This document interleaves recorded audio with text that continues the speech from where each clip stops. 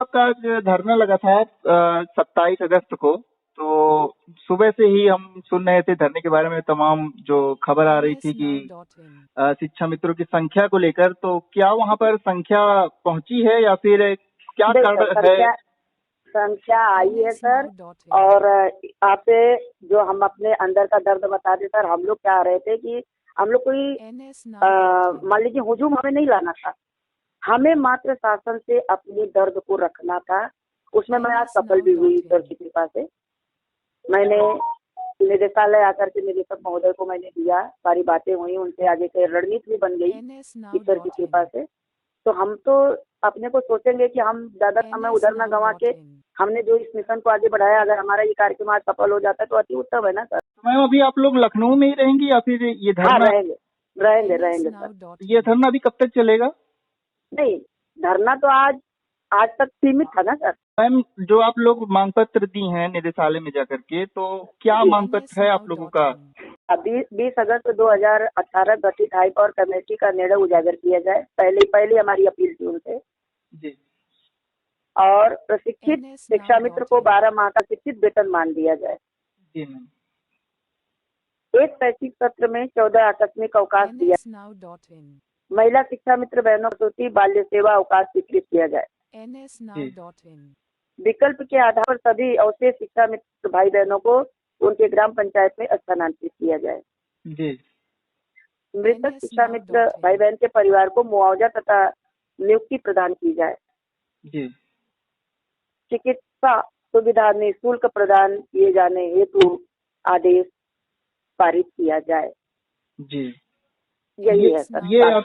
ये आपकी मांगे हैं जो आप निदेशालय में आज जाकर दी हैं। जी जी सर। तो मैम इन मांगों पर में कुछ में से सहमति बन पाई है या फिर सिर्फ मांग पत्र वहाँ पे ले लिया गया है आपसे? नहीं सर, सहमति बनी है। तो सहमति बनी है।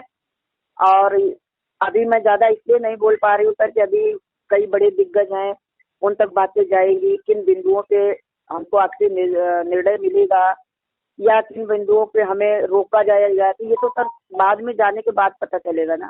तो 5 तारीख को एक धरना है, आप लोग का ही है, शिक्षा मित्रों का ही है। तो वो धरना और फिर आज ये धरना, ये दोनों अलग अलग क्यों? अभी तो सर वो लोग बताएंगे, हम तो पहले से निर्धारित किए थे। तो ये आप लोग अलग संगठन है आपका? हाँ सर, मेरा अलग है, उनका अलग है। अलग तो नहीं होना चाहिए। आज जिस दर्द को लेकर सब परेशान है, जहाँ सारी परिस्थितियां सर, मैं आप मिले होते तब तो आप देखे होते सर कि बहुत सारा पूरे उसी इको गार्डन में मेरा 24 घंटा पूरे साल चला, पूरे साल चला था। ये बाल सारे गुड़ गए थे, एक ब्राह्मण भाई जनेऊ त्याग किए सर, बहुत सारे कार्यक्रम हुए इको गार्डन में। लेकिन दुर्भाग्य रहा, जब कोरोना काल आया उसके बाद की परिस्थितियां एकदम सर अलग हुई। जो लोग पहले थे, जो नहीं कभी मुश्किल क्षणों में निकल के आए थे, वो भी लगे अपना आवाज देने। तो ठीक है, आवाज दिए। उनकी एक नीति आई कि सवर्ण सरकार सवर्ण नेता। मैं सर ओबीसी हूँ, मैं आपसे जो बोल रही हूँ, तो उन्होंने कहा कि बहन जी ओबीसी हैं, इसीलिए योगी बाबा काम नहीं कर रहे हैं। मैं सर सरेंडर कर दी कि भाई आप लोग आ जाइए, तो ईश्वर भाई करा दीजिए, ईश्वर करें इन भाई बहनों का भला हो जाए। लेकिन सर आज की भी स्थिति वही है, जब तो मुझे फिर से आवाज देना पड़ा। मैं आवाज फिर दी हूँ और ईश्वर की कृपा से अच्छी, अभी तक तो मेरी जो रिपोर्ट गई है अच्छी है। अंदर भी काफी कुछ लोग लगे होते, क्योंकि सर मेरे भी घर से आईएएस लोग हैं। अभी आपके लोकायुक्त में हैं 4 लोग हैं, चारों के अलग अलग डिपार्टमेंट है। तो कुछ ना कुछ कहीं से मिल जाता है कि हाँ भाई ये चल रहा है, या ये अच्छा है, या ये खराब है। तो वो एक ही चीज मेरे पास थी कि नहीं, मुझे आवाज देना चाहिए। 2018 से जो हाई पावर कमेटी बनी थी, वो कमेटी उजागर करे सरकार और रोटी और सम्मान दे दे सर। यही अपील सर मैं आपसे भी करूंगी कि यही आप भी अपने कर कमलों से आशीर्वाद दीजिए कि वो जाए मुख्यमंत्री जी तक। जी मैम, आप लोगों का जो समायोजन था वो आज से करीब 6-7 साल पहले ही निरस्त हुआ था और तभी से योगी आदित्यनाथ जी की ही सरकार है। तो क्या इतने दिनों में आप लोगों ने अपनी बात सरकार तक नहीं पहुंचाई? नहीं सर, गई है बात, कई बार गई है, लेकिन मात्र मैं स्वयं मुख्यमंत्री जी के समक्ष बैठी हूँ। क्या कहा था उन्होंने उस वक्त?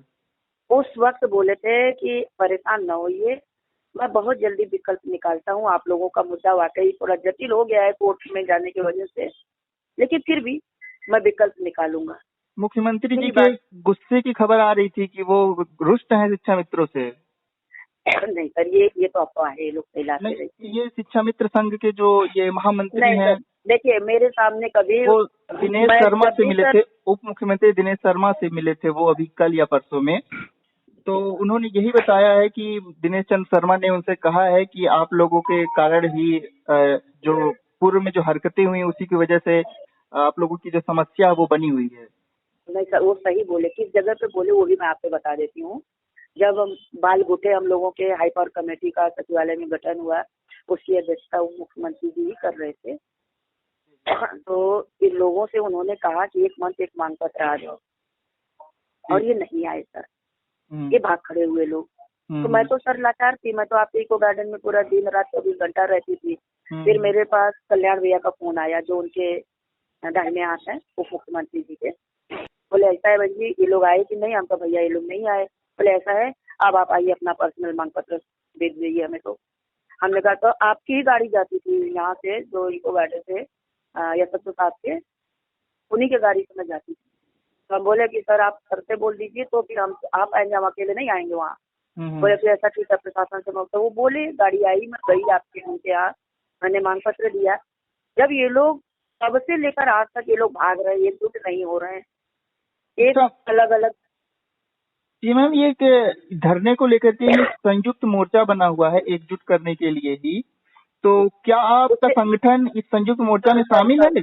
मैं उस संयुक्त मोर्चा से पहले मैं 2 जुलाई से आवाज लगा रही। संयुक्त मोर्चा तो अभी आपका 1 हफ्ते में तैयार हुआ है।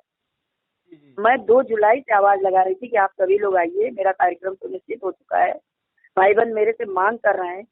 मैं उस चीज को, मैं ये आए सर लड़ने, ये लोगों ने हाइपर कमेटी का नाम ही नहीं लिया। अरे भाई जो पहले से बना उससे चलिए ना, आप क्यों पीछे जा रहे हैं? आप क्यों नई योजना बनाएंगे? तो जो अधिकारी आए बेचारे, फिर उनको समय लगेगा, ढूंढना पड़ेगा, 4 लोगों को बैठाना पड़ेगा, अपने 4 बड़े से उससे इजाजत लेंगे तभी तो काम करेंगे। और जो ऑलरेडी गठित थी उस हाई पावर कमेटी को इन लोगों ने दरकिनार कर दिया। अच्छा, फिर उसका सर हमें फिर से मांगना पड़ा है। आज मैं जो मांगी हूँ उसी को मांगी हूँ सर, कि हाई पावर कमेटी की रिपोर्ट, और उसमें सर हमने 7 साल शासन को दे दिया, तो ऐसा नहीं है। और उसमें जो मैंने मांगा है सर, कोर्ट के निर्णय को देखते हुए हमने मांगा है कि हमें कहीं भी बाधा नहीं आएगी। अच्छा, इसलिए हमने वो चीज मांगी है। अच्छा जी मैम, ये जो जो 5 तारीख का जो एक धरना लगाया है, तो आपका तो आज धरना ये खत्म हो गया है, तो जी। क्या आप उस धरने में भी शामिल होंगे, क्योंकि शिक्षा मित्र सब एक ही हैं? अभी तो सर मैं तो सर अपने लिए नहीं चलती हूँ, मैं भाई बहनों के लिए चलती हूँ। देखते हैं भाई बहन ये फिर क्या, ये लोग मेरे लिए, ये ना मुझे चैन से रहने भी नहीं देते हैं। रात में फोन लगा के, दिन में फोन लगा के, अपनी व्यथा बता के, मेरे घर का दरवाजा भी ढूंढ लिए हैं ये लोग, पहुंच जाते हैं घर तक। तो मैं कितना छिप जाऊं? मैं तो पहले कोशिश की थी कि ठीक है कोई लड़ रहा है, लड़ने दो यार, जो आएगा रिजल्ट सभी के लिए आएगा, तो पूरे उत्तर प्रदेश के लिए आएगा।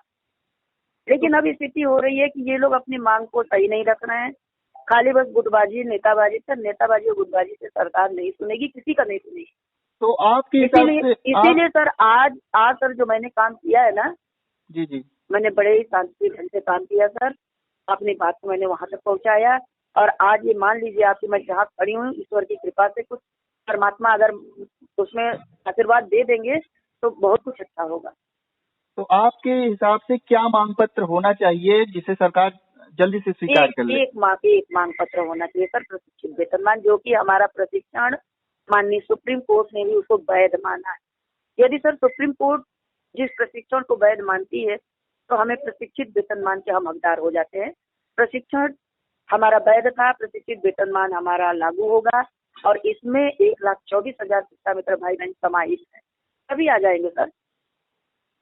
हमने यही मांग की है, यही मैं सर आपसे अपील करूंगी कि आप अपने कर कमलों से आशीर्वाद शिक्षा मित्र भाई बहनों को दे दीजिए कि भाई वो लोग हाई पावर कमेटी में प्रशिक्षित वेतनमान मांग रहे हैं, जो कि नियम संगत है, सरकार दे दे। उसमें 38,878 है सर, दे दे, हमें कोई तकलीफ नहीं है। ठीक है मैम, समय देने के लिए आपका बहुत बहुत धन्यवाद। आपको भी सर हृदय से आभार, आप बहुत अच्छा पूछे, और जैसे पूछे आप यही चीज अगर आप आगे बढ़ा देंगे तो कोई रोक नहीं पाएगा सर। ठीक है मैम, हम तो चाहते हैं क्योंकि हमारा चैनल हवाला दिया, हमारे चैनल लगातार पिछले 6-7 साल से, जब से समाचार व्यस्त हुआ है तब से कवर करते आ रहा है इस मुद्दे को। जी जी मैम, बहुत बहुत धन्यवाद आपका समय देने के लिए। Thank you.